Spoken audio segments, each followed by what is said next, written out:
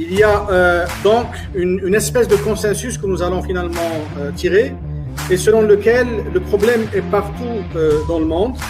L'entreprise a été incapable de gérer une crise. Elle a été incapable de gérer une crise parce que toute l'entreprise, on va dire à travers le monde, elle a subitement découvert qu'elle avait un sérieux problème de liquidité. Toutes les mesures mises en place partout dans le monde cherchent quelque part à gérer un seul problème qui est le problème de la liquidité pour l'instant. Nous avons effectivement une espèce de phasage dans les problèmes que nous allons rencontrer et le premier auquel on fait face tous les gouvernements et tous les États à travers leurs armes ou leurs démembrements qui sont généralement les banques centrales et par ricochet les banques commerciales, les banques privées, permettre aux entreprises de ne pas tomber d'un seul coup. Donc là, nous sommes quelque part d'accord sur le fait qu'il y a une très grande fragilité au sein du tissu entrepreneurial africain de façon générale. Cela me fait quelque part comprendre que finalement, nous pensions que nous avions quelque chose comme ça. Nous pensons que nous avions des Ferrari, des entreprises qui marchaient très bien. Et subitement, on se rend compte que ce n'est pas le cas en fin de compte. Et que ce que nous avons in fine, c'est plutôt ça. On va dire des bagnoles qu'on pensait très intouchables, très polides, très solides, mais qui finalement atteignent leurs limites. En tant que dirigeant, j'allais dire, ça nous met devant une très forte réalité, c'est que nous sommes très loin, si vous voulez, d'être à niveau.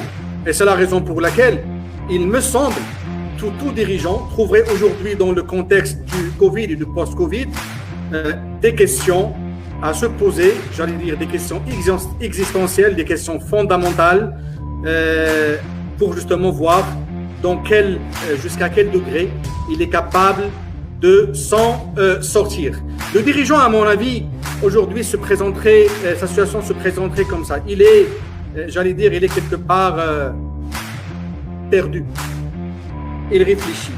Il se rend compte qu'il n'a finalement pas eu le temps, on va dire la capacité de préparer l'entreprise même à des plans B ou des plans C où tout ne marcherait pas.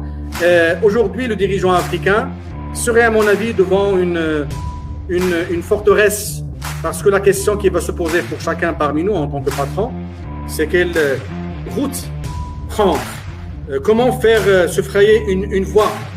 Aujourd'hui, la question que je voudrais peut-être, suite à ce propos d'introduction, vous poser, c'est comment se fait-il que tous les dirigeants se retrouvent quelque part aujourd'hui anéantis, affaiblis par cette crise? Pourquoi on n'aurait pas eu un schéma parallèle selon lequel 90% seraient capables quand même de gérer 2 mois ou 3 mois de passage à vide, et que finalement tout le monde tombe?